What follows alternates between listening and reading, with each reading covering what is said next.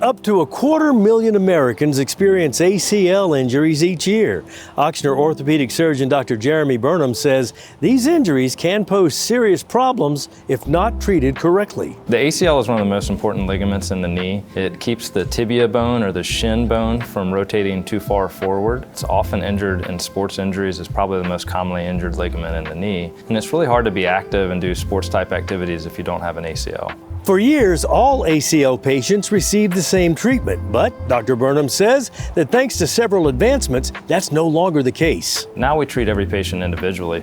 Some patients need a reconstruction where we replace their ACL, but recent advancements have made it possible to repair the ACL and spare their own tissue. There's also different types of rehab depending on what type of sport they're trying to get back to. And we really try to treat each patient as an individual, harnessing all of the technology and scientific advancements and making sure that we're directing that according to their needs. Dr. Burnham says that just like athletes on the field, Ochsner sports medicine and orthopedic experts carry a team approach to treatment. Optimal care of ACL injuries doesn't just involve one person. It doesn't just involve the surgeon. It involves physical therapy, strength and conditioning coaches, athletic trainers, the parents, having everybody working together comprehensively. And that's not just for the professional or the collegiate athletes, but it's also the same way that every patient that sees us is treated. For more information, visit WAFB.com/checkup. I'm Johnny Asian. Thanks for watching.